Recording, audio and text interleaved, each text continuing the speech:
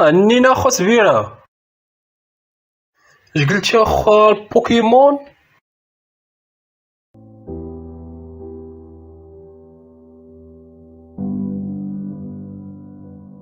I'm here to talk about success, right?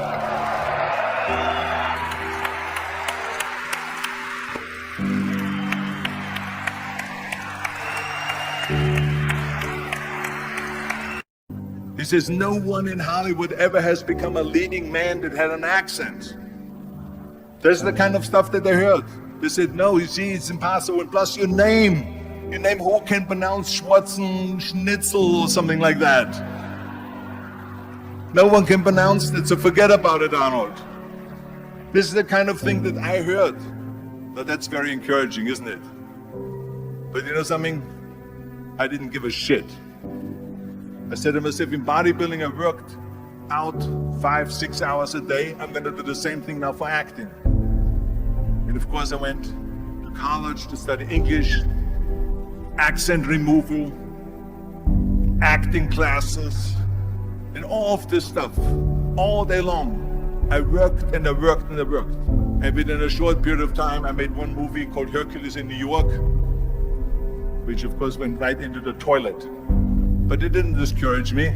I still had the same vision. And then all of a sudden, I was asked to star in Conan the Barbarian. And after I did Conan the Barbarian, the director at the press conference said to the press, he said to the press, if we wouldn't have had Arnold, we would have had to build one. And the same thing was with Terminator. After we were finished filming Terminator, Jim Cameron said to the press, if Arnold wouldn't have had that accent and talked like a machine, I think the movie wouldn't have worked. So think about that. The body and the accent that they attacked was an asset.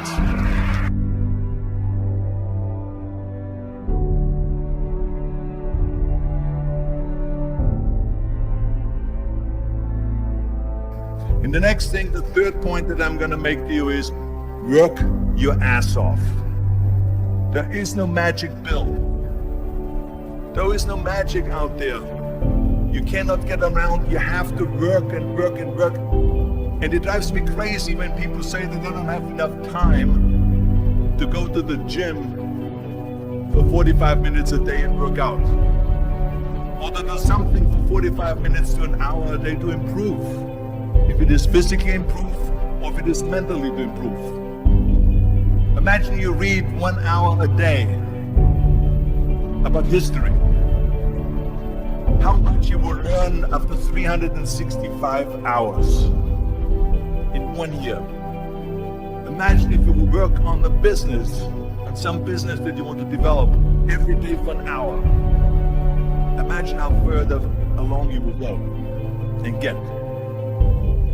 So it drives me nuts because we have, when people say we don't have the time, we have 24 hours a day. We sleep 6 hours a day, so that gives you still 18 hours. So there's someone shaking their head out here in front. They say probably, I don't sleep 6 hours, I sleep 8 hours, right? Or just sleep faster. So we have 18 hours a day. The average person works around 8 to 10 hours. So let's assume it's 10 hours, so you have 8 hours left. Then you travel around an hour a day, maybe 2 hours a day. So now you have still 6 hours left. What do we do with the 6 hours? Then we eat a little bit, then we schmooze a little bit, talk a little bit to people and all that stuff. But you can see how much time there is available if you organize your day. So you got to work hard. I mean, let me tell you something. When I went to America, I went to college. I went and worked out 5 hours a day. And I was working on construction. Because in those days in bodybuilding, there was no money. I didn't have the money for food supplements or anything. So I had to go to work. So I worked on construction. I went to college. I worked out in the gym, and at night from 8 o'clock at night to 12 midnight, I went to acting class 4 times a week. So I did all of that. There was not one single minute that I wasted. I became very friendly with Muhammad Ali in the 70s. And Muhammad Ali worked his butt off. And I saw it firsthand. And I remember that there was a sports writer that was there in the gym when he was working out and he was doing sit-ups. And they asked him, how many sit-ups do you do? And he said, I don't start counting until it hurts. Now think about that. He doesn't start counting his sit-ups until he feels pain. That's when he starts counting. That is working hard. And so you can't get around the hard work. It doesn't matter who it is.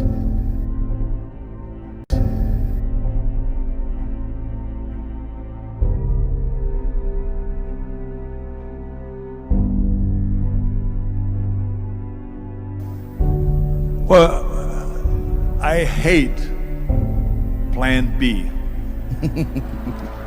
But when you start doubting yourself, that's very dangerous. Because now what you're basically saying is that if my plan doesn't work, I have a fallback plan, I have a plan B. And that means that you start thinking about plan B, and every thought that you put into plan B, you're taking away now that thought and that energy from plan A. And it's very important to understand that we function better if there is no safety net. I'm telling you, I've never ever had a plan B. I made a full commitment that I'm gonna go and be a bodybuilding champion. I made a full commitment that I'm gonna be in America. I made a full commitment that I'm gonna get into show business and I'm going to be a leading man. No matter what it takes, I will do the work.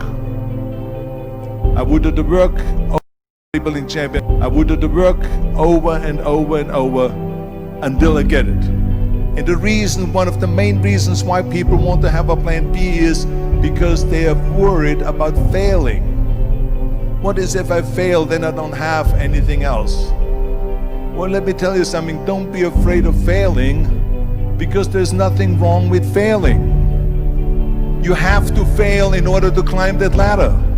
There's no one that doesn't fail. Whoever stays down is a loser. And winners will fail and get up, fail and get up, fail and get up. You always get up. That is a winner. That is a winner.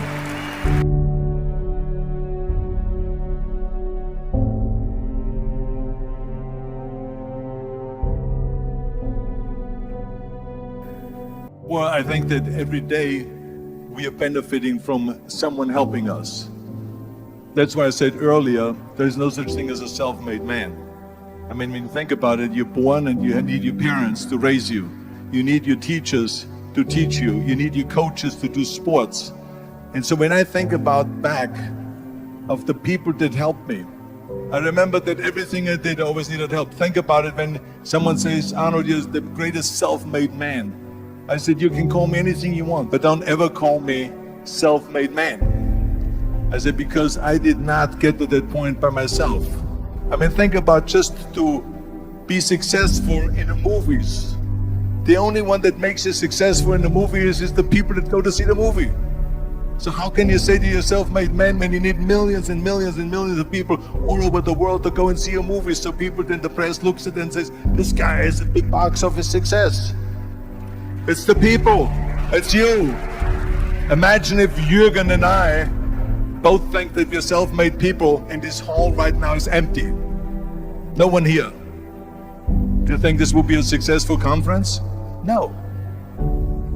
Who makes it successful is not him and me. We are just one little molecule that is added to the equation. But you are the ones that make this conference a successful conference. So thank you all of you for being here today. You are the ones that is making it big.